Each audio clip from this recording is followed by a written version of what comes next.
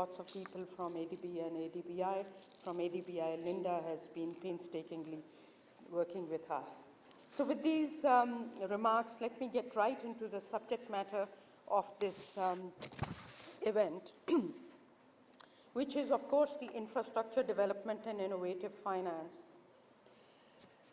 Quality and sustainable and climate resilient infrastructure is a prerequisite for accelerating and both the World Bank and Asian Development Bank, having spent a lot of years there. But my last stint was at the UNESCAP, so hence emphasis will be on sustainable infrastructure. Over the years, infrastructure gap in Pakistan has grown to be acute.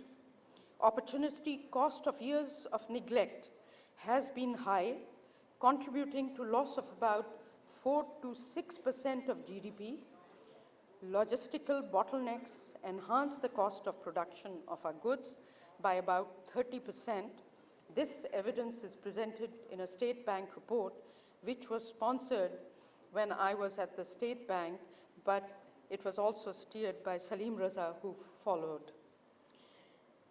And of course, the acute infrastructure has set in trend deindustrialization and loss of industrial competitiveness in Pakistan. Infrastructure deficits and poor quality of public services have enhanced multidimensional poverty and impacted quality of living of everybody, but more so of the poor and the lower middle income. Hence the need for this conference. So thank you for coming here and sharing your experience. Infrastructure gaps in Pakistan are likely to grow as population will rise by another 75 million over the coming decade. In wake of the past and future demand scenario, Pakistan's investment requirements are estimated to be over 500 to 600 billion, which is going to be equivalent to about 8 to 10% of GDP, which is well above the present levels of 2 to 3% of GDP, which was estimated a few years back. To reduce the economic and social distress caused by infrastructure deficit, Pakistan needs to adopt an inclusive infrastructure strategy that embraces the context and dynamics of 2030 sustainable development and climate agenda with support of sustainable and diversified financing in line with Addis Ababa Action Plan. I'm going to stop for a second to welcome our chief guest and my friend, advisor of finance, Hafeez Shaikh, who has really honored us by coming. Because we were getting late, we thought we will just start rather than just wait fully. So I'm going to resume. Sustainable goals of infrastructure, climate, and urban together advocate promotion of balanced regional and sector development with focus on accessibility, affordability, and sustainability. In wake of climate vulnerability and disasters, additional emphasis is placed on building back resilient infrastructure, a subject matter of Sendai conference that happened in 2015, along with the 2030 Sustainable Development Agenda, the Climate Accord that was signed then, and we also had Addis Ababa Action Plan in the same year. So it's a big hallmark because these goals and action plans were agreed universally, which of course includes all the developing countries and Pakistan including. So in view of this background, both the deficits as well as the international context, infrastructure development is no longer a business of concrete and construction, but it involves re-engineering, both in terms of architecture and design to reinforce resilience and smart structures that are cost-effective and efficient if you factor in long-term gains. However, in short term, sustainable infrastructure would be costly. For instance, climate-friendly infrastructure requirements, as estimated by ADB, which we will hear more, could range around 1.8 trillion annually, but part of these costs can be offset by quality dividends and resilience dividends. So, moving to sources of finance. The traditional sources of finance in developing countries are clearly inadequate today to fund infrastructure requirements. As anticipated, tax GDP in infrastructure countries remains low, almost in the range of 11 to 12 to 15%. This has constrained the growth of public investment, which was a traditional source of funding infrastructure sector. But ironically, this is a more critical source of funding for inclusive and social infrastructure, which is going to be a context of this session too. Quality infrastructure in strategic locations would spur economic activity faster, and if targeted taxes are put in place and the revenues could be dedicated for funding and financing infrastructure, which would be nothing but smart economics, and this will be subject matter of Dean Yuchino's presentation, because he's done some path-breaking work in this, brought in a lot of empirical evidence in this area. The second important source of funding is domestic capital markets, which in few countries are quite vibrant in terms of developing countries, but are either lagging now or showing tremendous volatility in their market cap. For instance, Pakistan's market cap is now around 25% of GDP, which was higher somewhat prior to our exchange rate devaluation. But this is low relative to Malaysia and Thailand, which is about close to or over 100% of GDP. So we have, of course, the Asian Development Bank pushing for capital market reforms, but we also have invited the Security and Exchange Commission chairperson, who hopefully will elaborate on this frontier. Though early stage financing for infrastructure is either funded by budgets or borrowings from commercial banks, for right reason, one has to acknowledge in Pakistan context the commercial banks have barely got 9% of loan assets on their book of infrastructure. Of course, there are issues of maturity mismatches that we face in our banking system. Infrastructure and capital market can be mutually reinforcing if we develop them in a consistent, coherent manner. If sponsors end up raising debt and equity from the private capital and launch large green infrastructure funds and bonds from the stock market, we would not only finance our infrastructure, but we would bring in a lot of depth and breadth in the capital markets. But most of all, I'd like to recognize the advisor of finance, who's not only in charge of infrastructure, but also capital markets. And I know that he is a great deliverer of privatization agenda. So privatization of the SOEs will also bring in the depth and breadth in the capital market, which will augur well for the infrastructure. The third item I wanted to cover was public-private partnership, which as a modality of infrastructure financing have been in existence for a long time. But PPP's share in infrastructure development and finance constitute somewhere between 20 to 30% in some of the emerging markets. It's lower in other markets. Progress has been good where strong PPP centers and units were established and backed by best practice policy, legal, regulatory, and institutional frameworks. Results of these transactions have, of course, depended on few things, which have been advocated also by G20. First is the bankability and viability of project pipelines. So we have to thank MDBs who have been supporting in this area. Second, how effective and harmonized policy frameworks are. We are living in a federated states. We have Sindh, we have Punjab. They have their units and centers, they have their policy, legal, regulatory frameworks.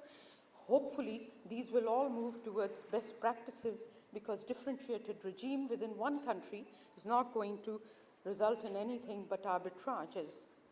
But competition is also good, and we are very fortunate to have both the Punjab and Sindh government that have been very proactive in PPP present here to talk about their successes. Third is how sector, intergovernmental and interagency interests are coordinated. Very complex area. Bottom line is a lot of unsuccessful cases happen because of lack of nodes, PPP nodes in the ministries, really painful experiences that I have noticed in my evaluation of the work in Asia. Fourth, number one problem, land acquisition. The processes work very difficult except for China. Criteria adopted for PPP projects: identification, selection, allocation and prioritization of funding PPPs, and the governance and transparency of PPP institutional frameworks that need to be properly empowered. Competence and expertise to undertake value for money, which is really the bedrock of PPP, and establishment of viability gap funding to incentivize PPP, and also risk management and mitigation frameworks, etc. I worked on all these individual areas with a lot of countries, and wherever countries have majority of the mix of this, they have managed to take off in the public-private partnership zone. Now, relative to public projects, PPPs typically require greater scrutiny, coordination, effective analysis of risk and assessment, who bears what risk, how it's priced, and clarity of risk mitigation frameworks. So its cost of structuring and expertise of PPP is required are high. But if effectively managed and operated, it is offsetted by the efficiency gains over the medium to long term. Let me turn to another source of funding, private finance.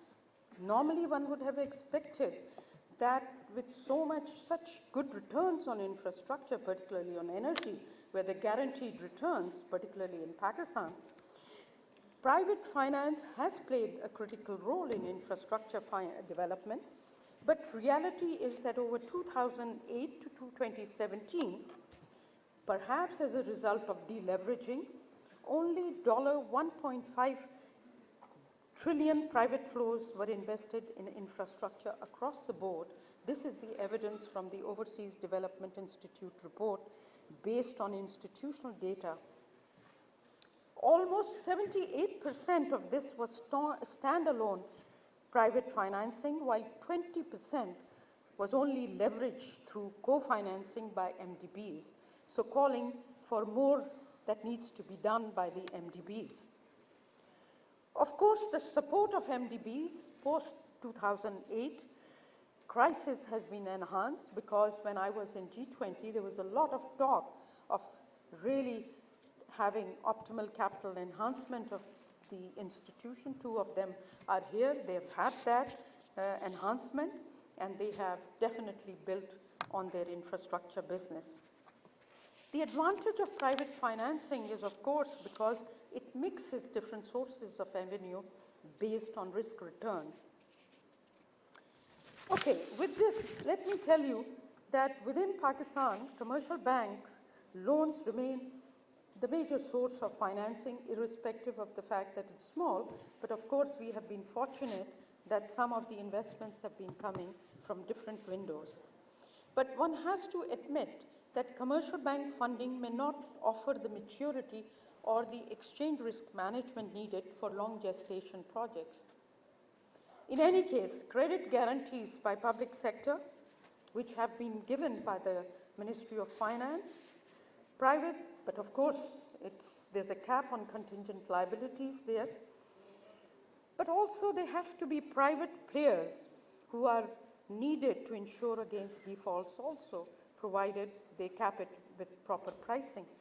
Given huge demand in Pakistan, it is in this spirit that Karandas, with support of DFID and some international company, is working to establish Infrazamin Credit Guarantee Company, and hopefully that would add value to and leverage funding for this country. So the key is, at the end of the day, bankability of projects. For exploration of the subject matter, innovating financing methods. As you can see, I have tried to talk about the frameworks, the landscape, because it's financing or innovative financing will not come until all that is fixed. So what does that include? One subject matter, which hopefully Dean Yoshino will cover, is the land value capture and capital recycling, and I will not touch on this because of that. Green bonds, ESG funds, and crowdfunding and securitization are alternates. World Bank has done a lot of work, and I'm sure ADB also, on results-based and blended financing options. Tax incrementing financing, hopefully Professor will cover also, GDP-linked bonds, staple securities, spillover capture tax financing modalities. Infrastructure bonds are very promising, provided we raise bonds for a certain area and then extract the tax revenue spillovers and recycle them to finance the payments. So there are several instruments out there, and we have a lot of work in developing countries to undertake. Most critical is, how do you de-risk infrastructure projects and de-risk finance? And in that context, I had mentioned about guarantees, but the major sustainable de-risking happens when you get the landscape of legal regulatory frameworks. Of course, you have political and macroeconomic stability, which Hafeez is custodian of.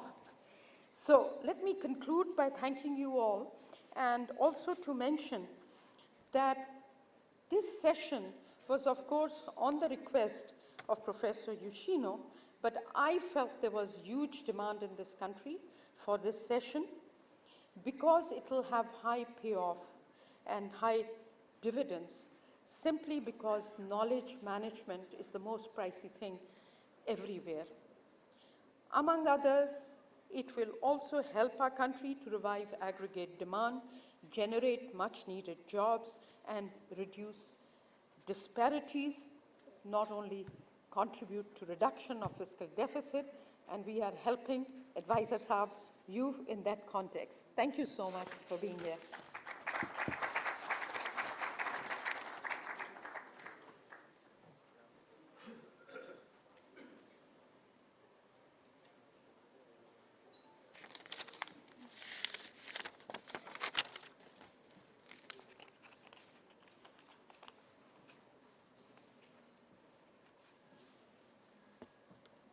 Bismillahirrahmanirrahim. Vice President of the ADB, Madam Ingrid Van Wees, distinguished guests, Dr. Shamshad Akhtar, welcome and assalamu alaikum. I'm really delighted and honored to be here. This is an important event. I think it's potentially far-reaching. It's covering the topics that are really relevant, having to do with infrastructure as well as small and medium enterprises. So let me start by thanking the organizers. Let's give a big hand to the organizers who are listed here: Bill Gates Foundation, DFID, Asian Development Bank, I think Dr. Shamshad Akhtar has made a comprehensive speech. We can all quickly agree with her and go home. But we have still 2 days, so I guess we should try and figure out what we need to really do with those. I also want to start by thanking the Asian Development Bank. They have been Pakistan's biggest supporters, and their contributions are second to none.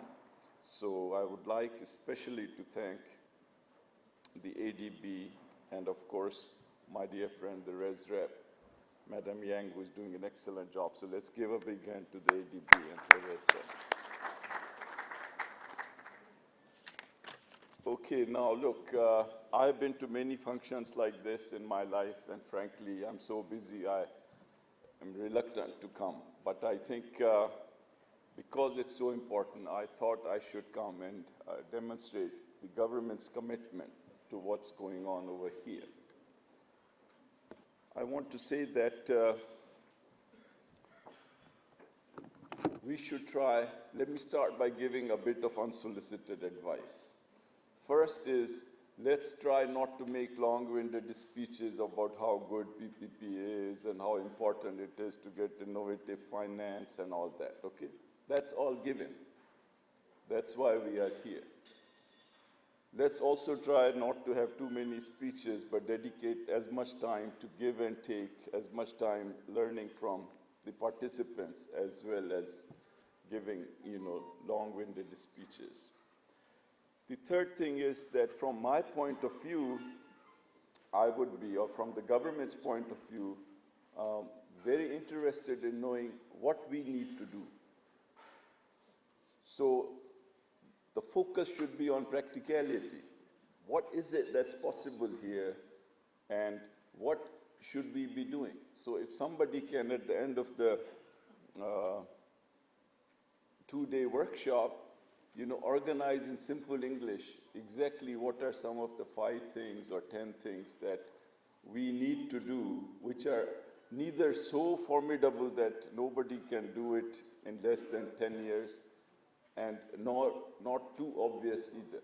So I would be grateful for that. How do I see some of the,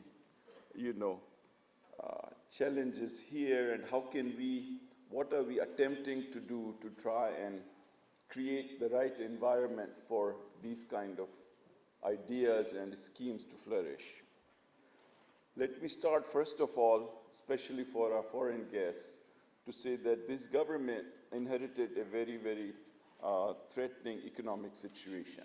And we had to do, over the last 16 months, a lot of things to try and restore macroeconomic stability. Tough decisions had to be taken. And I think after a series of steps of that sort, having to do with partnering with international bilateral and multilateral institutions, trying to take tough decisions on cutting down government expenditures and restoring certain fiscal discipline, trying to provide the last 4 months of this fiscal year, we are beginning to see the restoration of macroeconomic stability.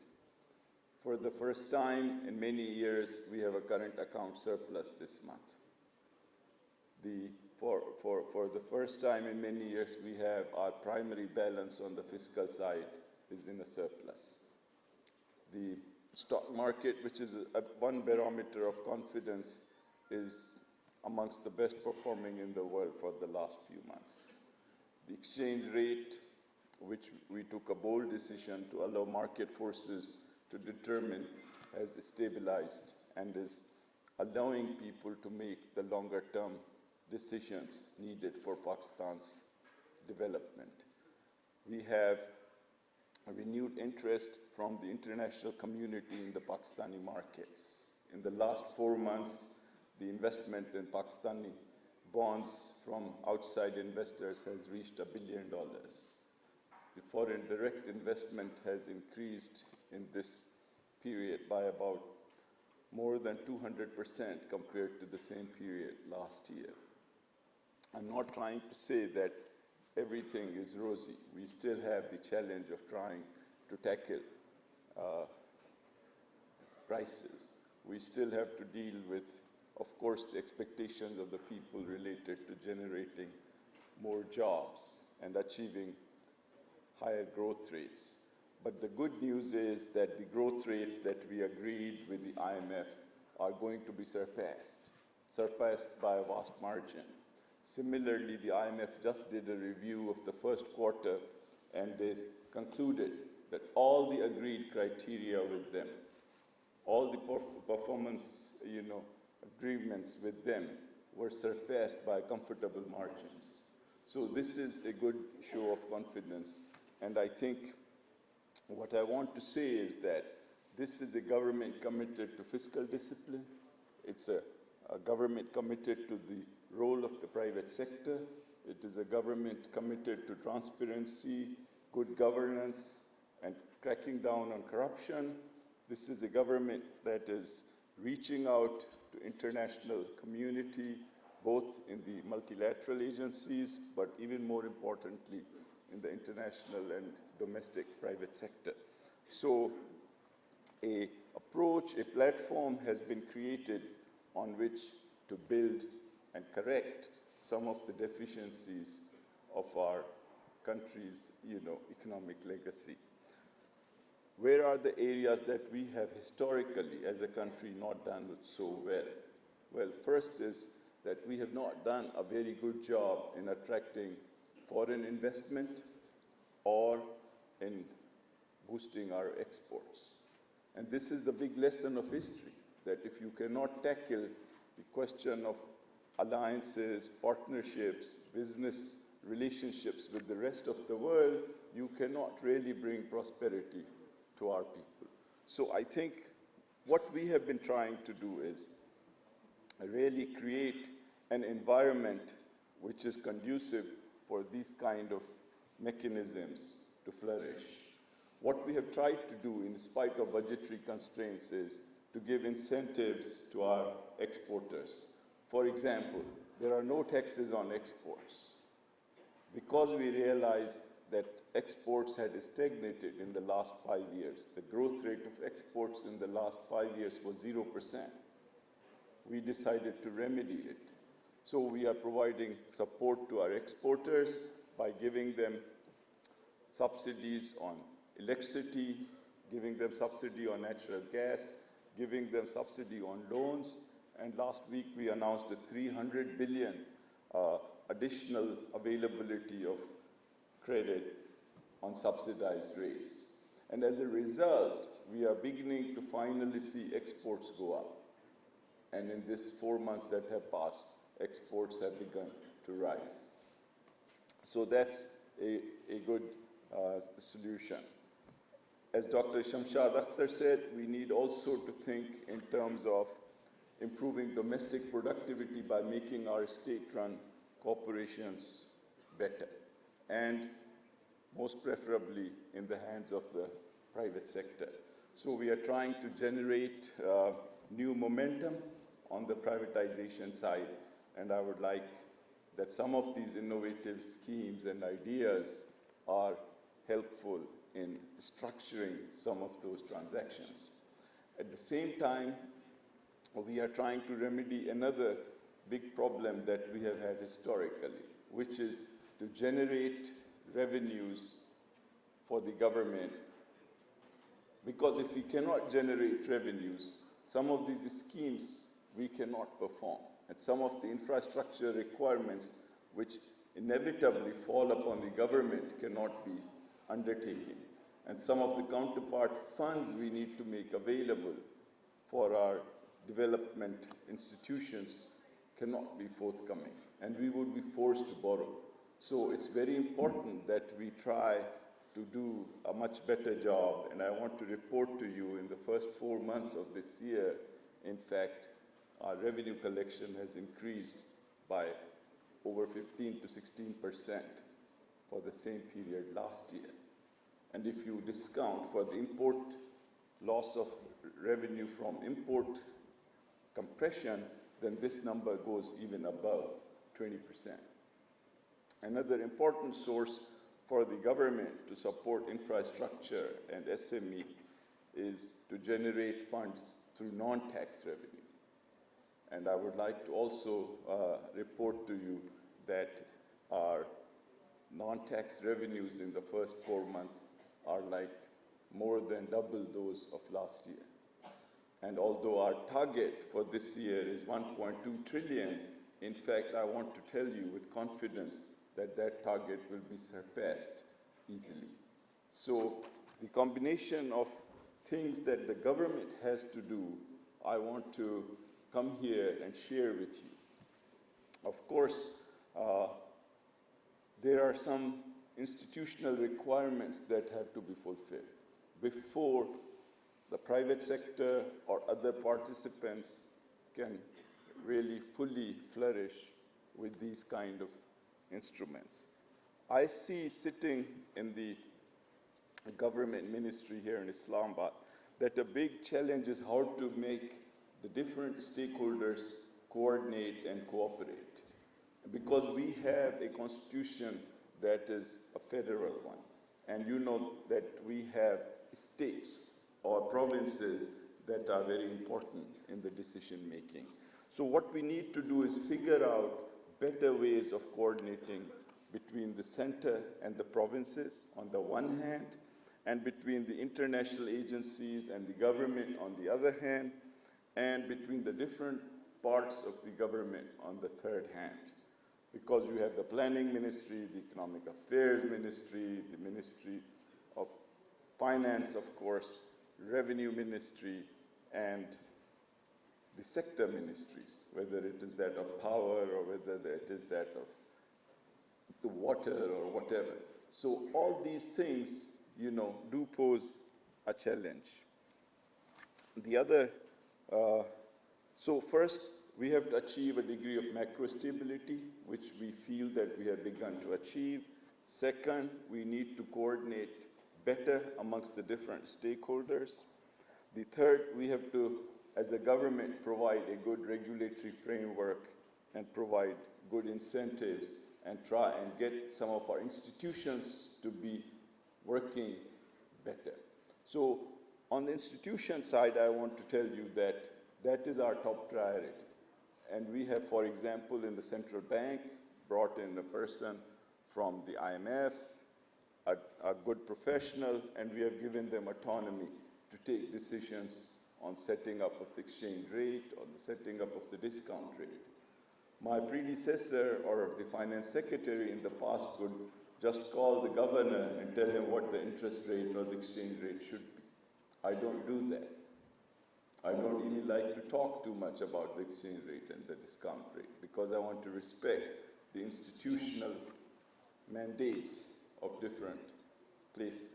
Similarly, in the Federal Board of Revenue, we've recruited one of the top tax experts from the private sector who headed a private accounting firm, and we are giving him the authority and the mandate. Similarly, in the Securities Exchange Commission, we have a new chairperson who is here, and he knows that he enjoys our full trust and confidence to be autonomous and take the decisions.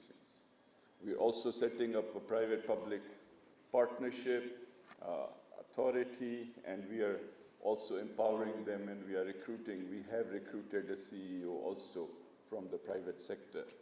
So the idea is that these institutions, including the regulatory institutions that are very important for setting the ground rules, whether it is the PTA, whether it's NEPRA, whether it's OGRA, whether it is whatever, and the government institutions that are semi-independent, they have to be transformed. And I think the Prime Minister's vision is that they should be transformed, they should be headed by genuine professionals, and there should be no conflicts of interest. And we should not demand things from them for our personal benefit, but give them the authority to do things that are necessary to get the overall situation to be attractive for private sector participants. Now, I did mention some of the incentives, and what we are trying to do really is that both for exports, but also for those who want to do business here.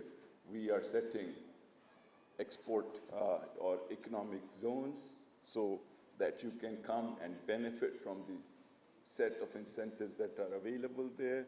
We have a whole city centered around a port that is also converted into an economic zone.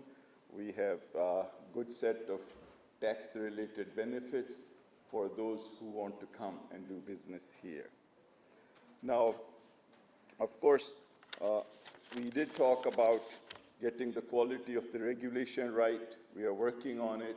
If you can generate some ideas here, we'll be grateful. We are trying to build institutions, as I said. We are trying to make business performance easier. And as you know, the World Bank has just come out and acknowledged Pakistan as one of the best performers in terms of ease of doing business. So that is a recognition from an independent source. We also have taken steps to increase the pace of our own projects. Previously, the amounts that needed to be approved had to go through many different steps.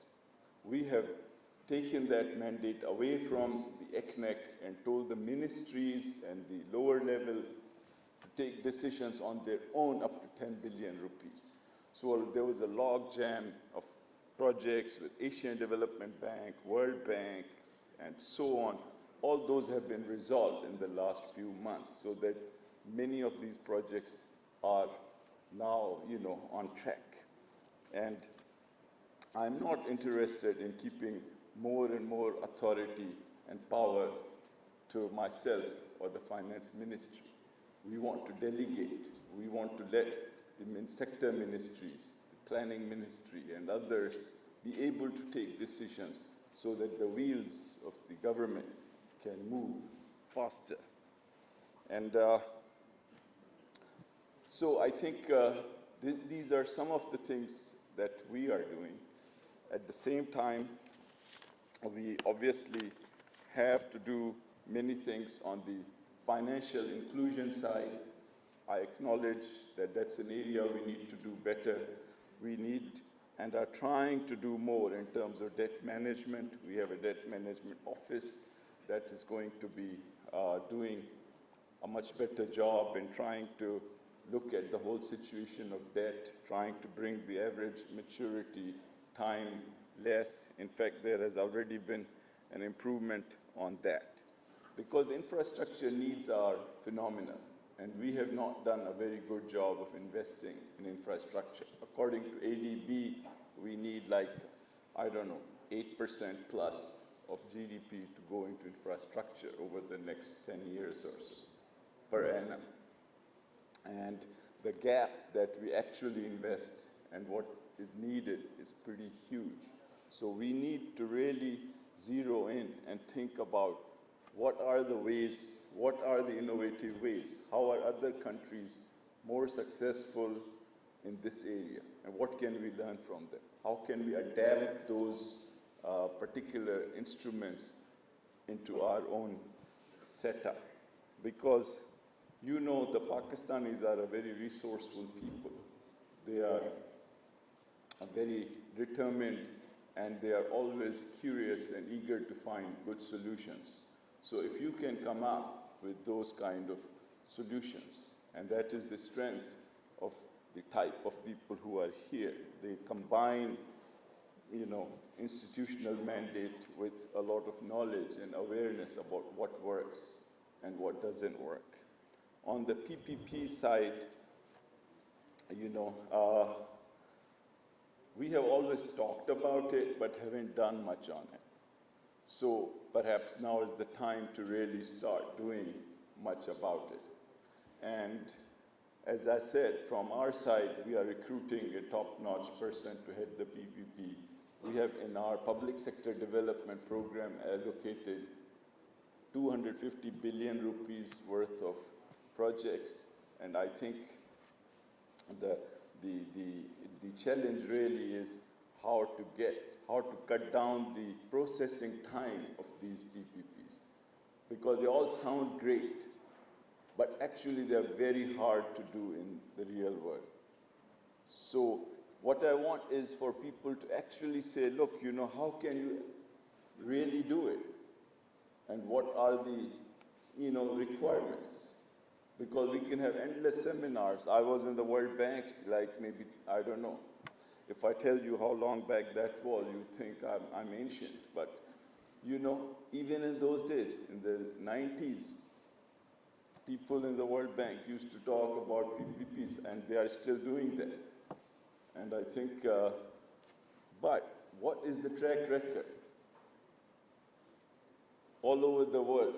And you know, so let's try and see what is the track record, what are the institutional arrangements that are needed, what are the incentives that actually work, and try and, you know, challenge the government as well as the private sector, and that's where I'll be looking forward to getting some thoughts from this.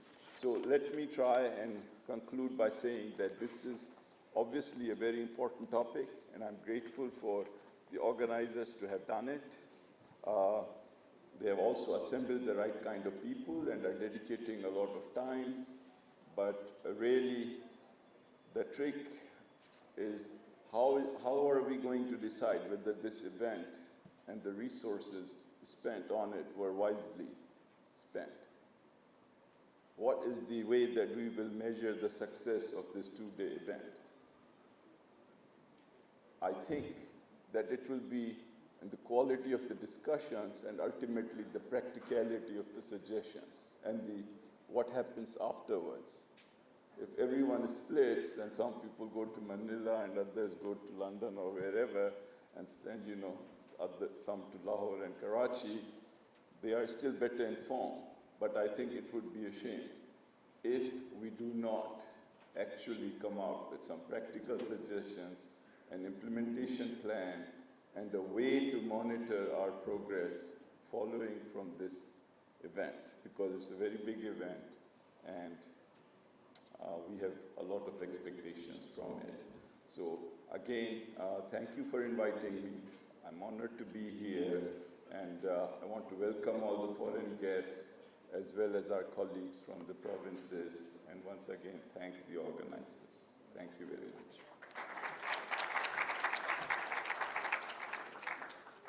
All of you to the lovely Islamabad for this important forum on innovative financing for infrastructure and for SMEs. We all know that well-planned infrastructure enables businesses to manufacture efficiently, buyers, and transport products to their clients.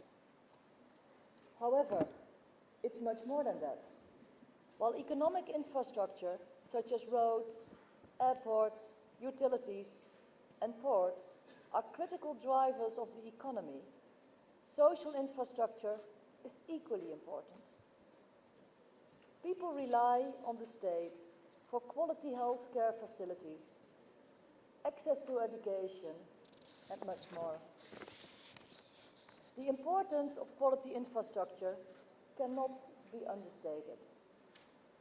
Any country's quality of life and ease of doing business will be directly correlated to the quality of infrastructure and infrastructure services. While discussing infrastructure, the potential impact of new technologies on the development of quality infrastructure must also be highlighted. We are living through the initial days of the fourth industrial revolution, and those economies that are able to unlock digital infrastructure will reap the benefits. By intertwining technology with innovative financing, we can further secure sustainable economic growth and expand its benefits to the poor and vulnerable. Through new technology, better management and sound financing arrangements, legacy and new infrastructure can broaden the reach of growth in unimaginable ways.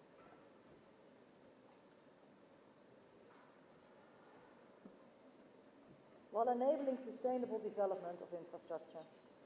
In this context, when looking at Pakistan, the numbers are stark, with the requirements by far outweighing the resources available. Pakistan has historically spent around 3% of GDP on infrastructure. This is approximately half of Bangladesh spending, 1/3 of India's, and 1/5 of China's infrastructure to GDP spending. It is estimated that the countries face an industrial investment gap of around 500 billion over the next decade. This gap of $500 billion largely consists of huge requirements in housing, power, water and transport sectors, amongst others, and is reluctant of severe underinvestment in infrastructure in the past. Thank you.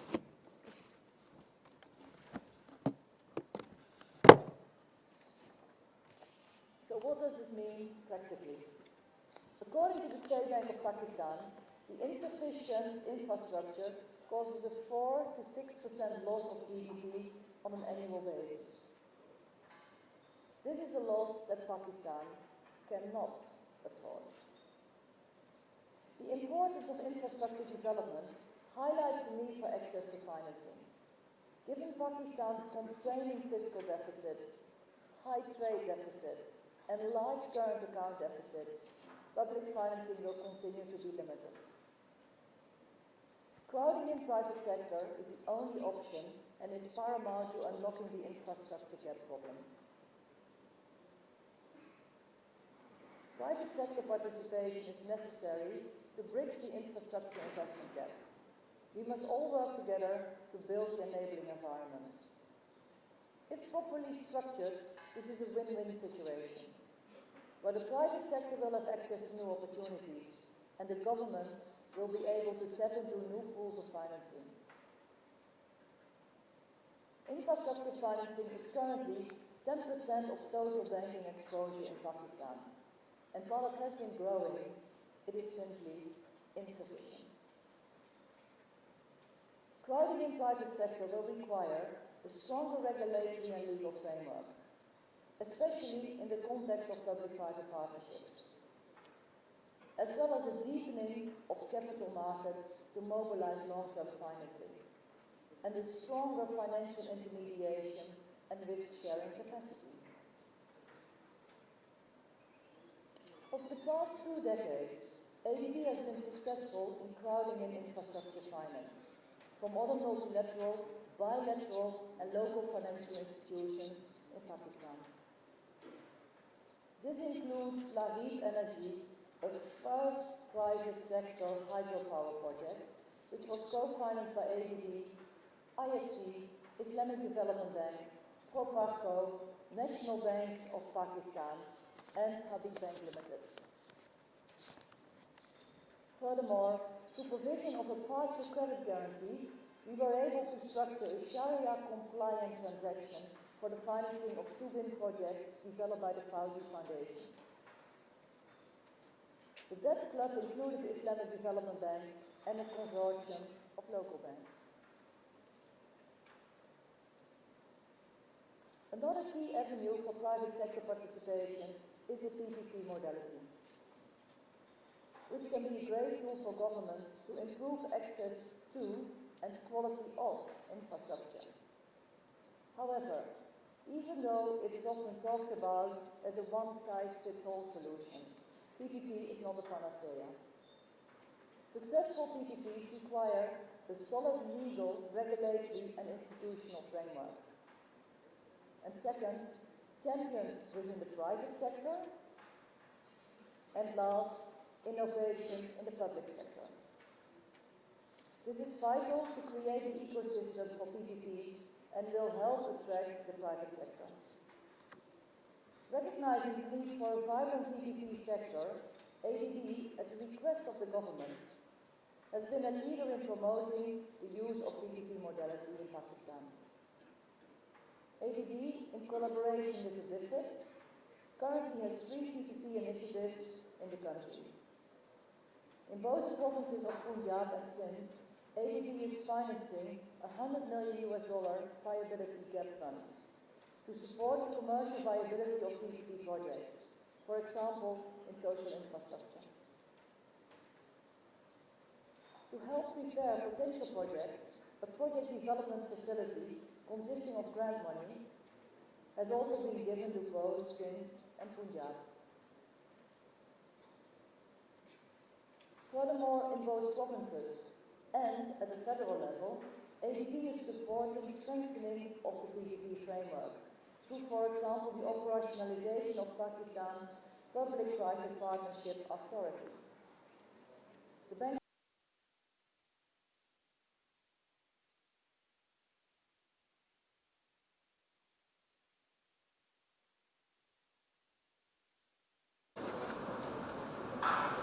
I'm very pleased to note that ADB is currently working with the government of Pakistan in preparing a program to strengthen the capital market development as an important source for infrastructure. So now, coming to today's event, I'm proud to see that will help inform our understanding of the topic. We have an insightful day ahead of us. In the to us about the spillover effect of infrastructure development, with specific context to increase. I'm looking forward to this illuminating session, as Dean Yoshino has been around the world. Following this, a great day of interesting presentations and dynamic discussions ahead of us, with panels on and building a viable pipeline for private sector participation. We will close out today with a discussion on the legal and regulatory hurdles that have hindered private sector from investing in infrastructure. We look forward to benefit from the insight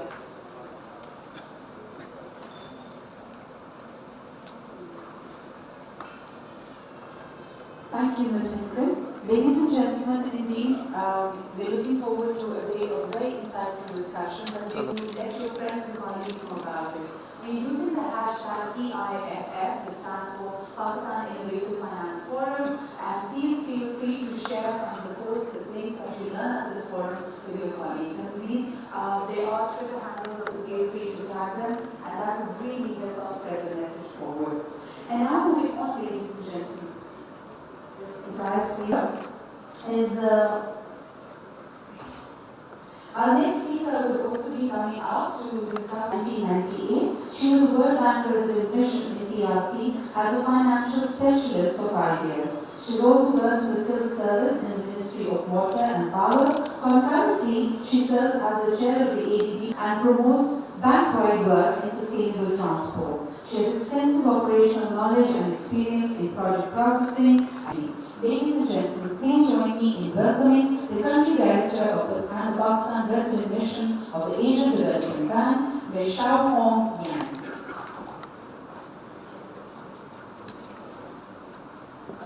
Thank you for all my friends, partners, and colleagues. Welcome to all. So I only will spend 5 minutes here, so you will have free time soon. So in Pakistan, we must put the innovative financing, SME financing as the top priority. So currently, ADB in Pakistan, we are doing about 2.5 billion every year financing.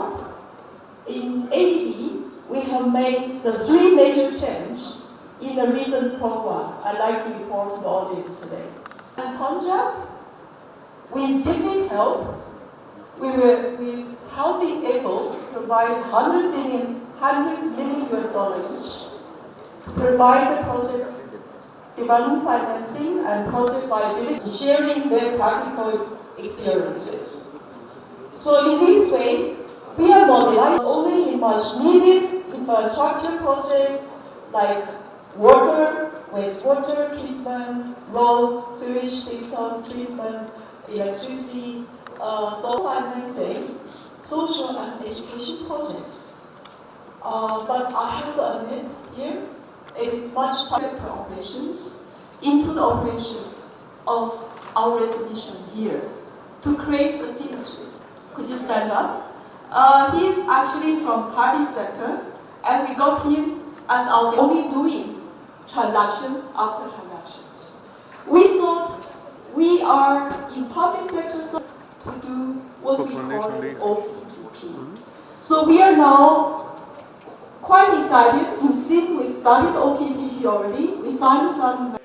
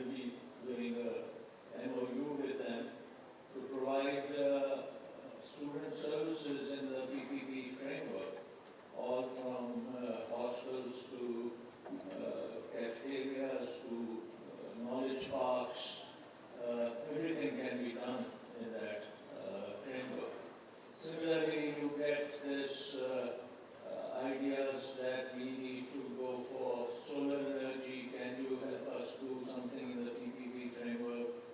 There are people who say that for agriculture, we need agriculture services, which are missing. Can we do it in that framework?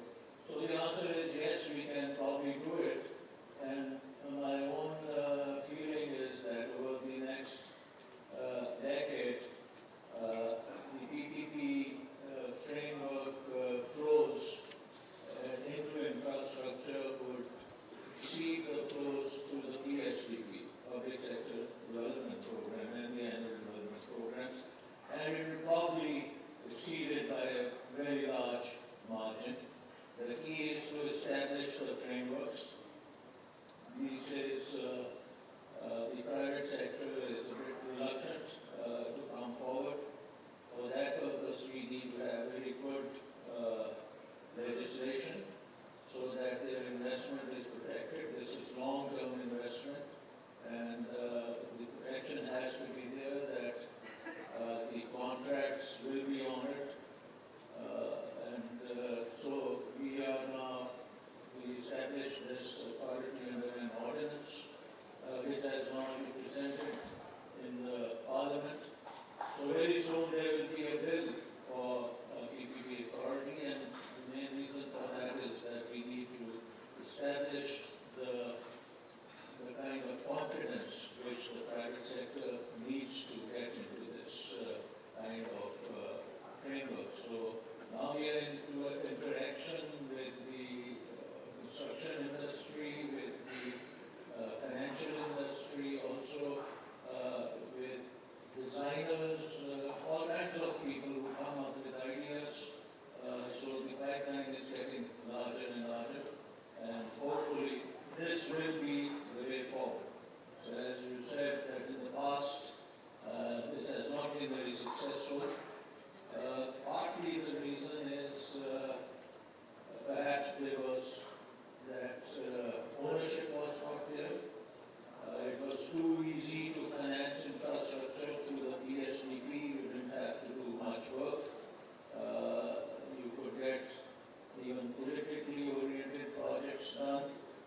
But now with the financial constraint, I think, and the demand from the public, you will have no other choice than to get into this kind of financing arrangements for infrastructure.